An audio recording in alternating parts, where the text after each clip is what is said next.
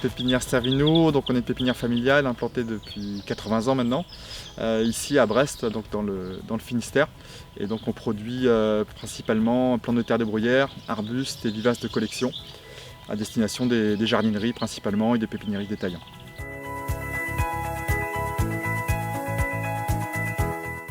Une partie importante de l'entreprise, c'est qu'on est pépiniériste éleveur, donc on a une partie multiplication. Donc à peu près les 2/3 de ce qu'on fait sont multipliés en interne, donc ça permet d'avoir une qualité garantie et aussi des produits dont on maîtrise l'origine et avec des cycles très très courts ou très locaux, puisque quelquefois on va être sur des plantes qui sont multipliées en interne cultivées pendant 4 ans et vendues sur une jardinerie à Brest avec un cycle de 15 km dans leur vie. Voilà. Et à côté de ça, on fait aussi des plantes qui viennent de Nouvelle-Zélande avec des bilans carbone un petit peu moins bons, mais on essaie toujours de limiter les impacts, quoi.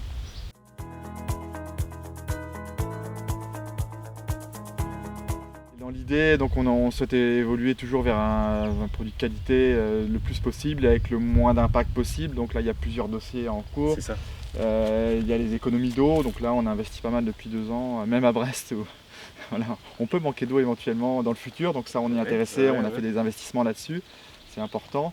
On est en tout côté plastique recyclable, c'est aussi un thème d'actualité, donc ça oui, il faut absolument qu'on avance là-dessus. On a déjà on a changé la couleur des pots, il y a encore beaucoup de choses à faire en partenariat avec nos fournisseurs de jeunes plants aussi, beaucoup. Et après, c'est la partie substrat donc, qui nous intéresse tous les deux. Et donc là, l'idée, c'est d'utiliser parce qu'on utilise quand même pas mal de volume à l'année, et d'avoir un impact le plus neutre possible. Et après, c'est aussi l'impact carbone, c'est pas tout d'aller dire on arrête la tourbe, on arrête tout, mais il faut pas que le produit de substitution soit aussi catastrophique pour l'environnement. Enfin, donc, nous, on se projette toujours sur essayer d'avoir une vision plutôt globale des choses.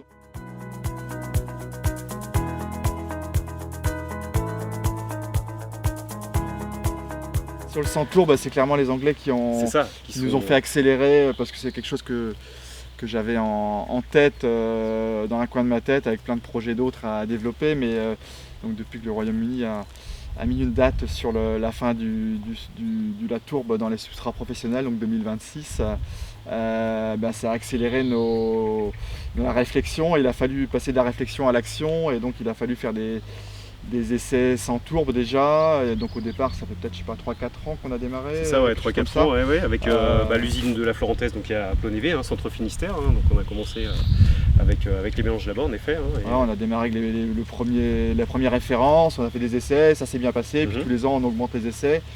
Et là, donc depuis l'année dernière, on a une deuxième référence là, qui est encore plus vertueuse, on va dire, de chez vous. Les essais sont concluants aussi.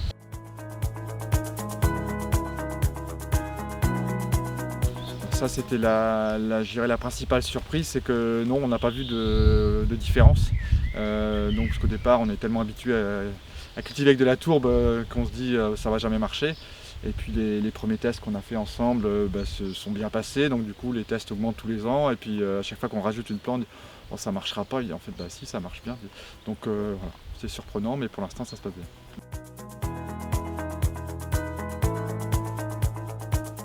Donc là, on est sur la référence Florentaise VEPE. Donc les matières majoritaires, c'est donc l'hortifibre, donc la fibre de Florentaise, fibre de bois, et la turbofibre, la fibre d'écorce de pin de Florentaise, et associée avec de l'écorce, une écorce de calibre grossier. Donc on obtient quelque chose de vraiment très aéré, avec une rétention, mais aussi qui se réfue bien, donc pas d'excès d'eau pour les plantes telles que Choisir, c'est plutôt très intéressant.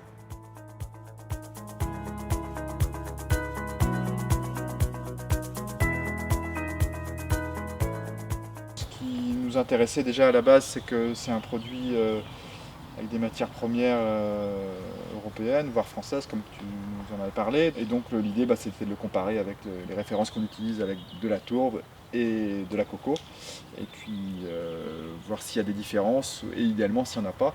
Et là, a priori, il n'y a pas de différence, ou quelquefois il y a des bonnes surprises, comme on a vu sur une culture à côté où ça a été meilleur. Donc pour nous, c'est intéressant.